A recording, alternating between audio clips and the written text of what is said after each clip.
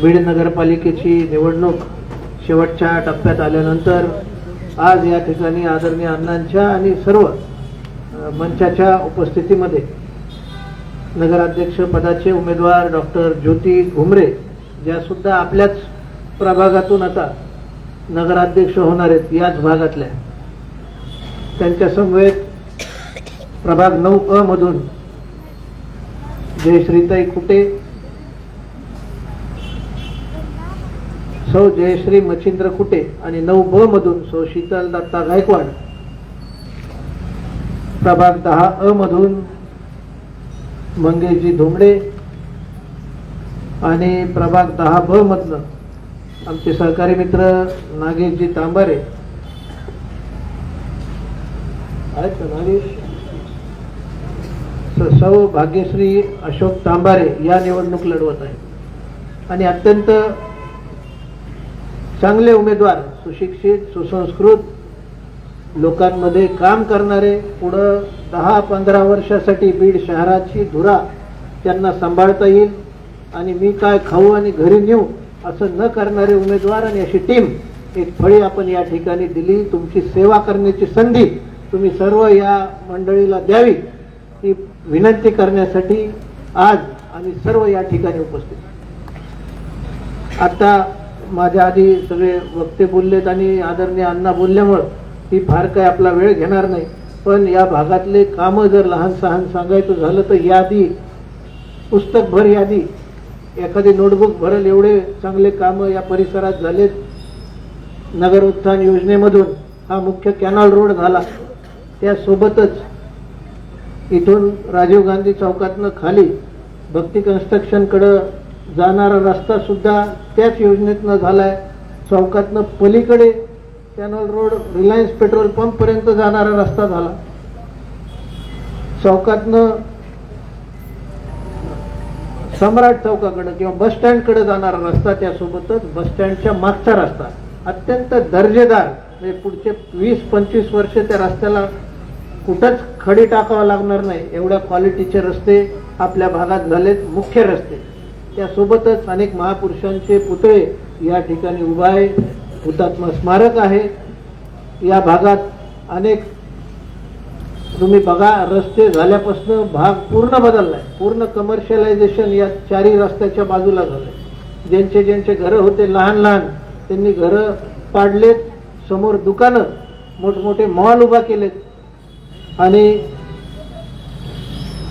आपापले प्लॉट ज्यांचे त्यांचे किमान 20 पट भाव वाढलेत. बरोबर आहे का साखरे साहेब?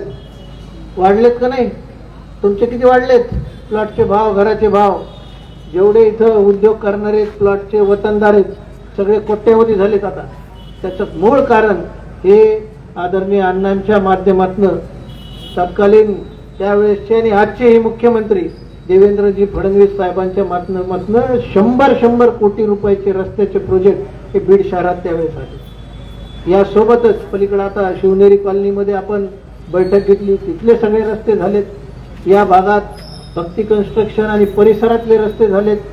जवाहर कॉलनीतले रस्ते, नाल्या, लाईट्स, मूलभूत गरजा ज्या ज्या आहेत, तर पलीकडे बिंदुसरा कॉलनी तिथले सगळे झालेले आहेत. पैठणकर सर आणि राहतात तिकडं.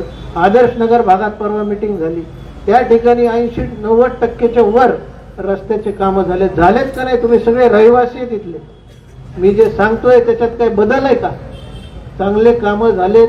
शहर एकोप्याने राहावं यासाठी आपण सोशल इंजिनिअरिंगच्या माध्यमातून चांगले उमेदवार टाकले. प्रत्येक समाजातल्या लोकांना संधी भेटावी ते भारतीय जनता पक्षाच्या माध्यमातून आपण या ठिकाणी प्रामाणिक प्रयत्न केला आणि ही प्रामाणिक टीम येणाऱ्या काळात शहराची गरज बनलेली आहे. आज शहरात बाहेरच्या मतदारसंघातले लोक येतात ज्यांना शहराची काही माहिती नाही. इथं उभारून एखादा प्रभाग आम्ही सांगितला 14 नंबर मधले 4 एरिया सांग का 25 नंबर मधले सांग, 4 गल्ल्या 4 कॉलनीचे नाव सुद्धा येणार नाही. अशा लोकांना बीडमध्ये इंटरेस्ट फक्त इथं येऊन भूमाफिया लादून काहीतरी आपल्या घरी न्यायचंय. यासोबतच उमेदवार जरी आपण पाहिले तर आम्ही दिलेले नगराध्यक्ष पदाचे उमेदवार असो का नगरसेवक पदाचे असो, सगळेच्या सगळे एक क्लीन चेहरे, फ्रेश चेहरे आणि काम करणारे उद्या बीड घडवणारी ही टीम आपण दिलेली आहे. आदरणीय अण्णांचा, नामदार पंकजाताईंचा आणि देवेंद्रजी फडणवीस साहेबांचा यांच्या मागं खंबीर जेव्हा पाठिंबा आहे, तर मला वाटत नाही बीड आता मराठवाड्यातली सगळ्यात चांगलं शहर किंवा सिटी बांधल्याशिवाय राहणार. म्हणून ही इथं उपस्थित राहणारे सर्व पदाधिकारी भारतीय जनता पक्षाचे आणि सर्व सिनियर ज्युनियर सर्व मोठे मोठे मंडळी, डॉक्टर्स सगळे या ठिकाणी उपस्थित आहेत. आपल्या सर्वांचे मी कार्यक्रमाचे आयोजकाकडनं खूप खूप आभार व्यक्त करतो. एवढ्या मोठ्या संख्येने एवढ्या अशा या भागात जिथं सगळे नोकरदार वर्ग, वेगवेगळे क्षेत्रातले लोक, एवढ्या मोठ्या संख्येने कधी इथं कार्यक्रम झाला नाही. त्यामुळं आपला हा प्रभाग 10 आणि प्रभाग 9चा विजय हा या उपस्थितीतूनच दिसतो. आणि मला विश्वास आहे सगळ्यात जास्त लीडनी आमचे चारही कॅन्डिडेट या ठिकाणी निवडून येतील आणि एक इतिहास या भागातून घडवतील.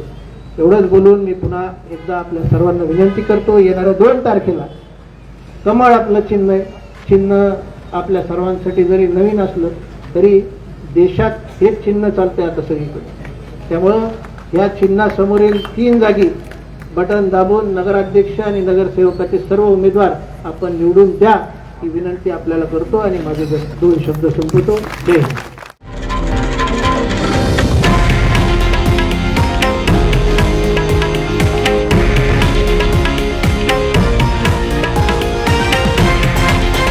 हे आहे देशातील नंबर 1 न्यूज नेटवर्क आणि आपण पाहत आहात TV9 मराठी, एकमेव.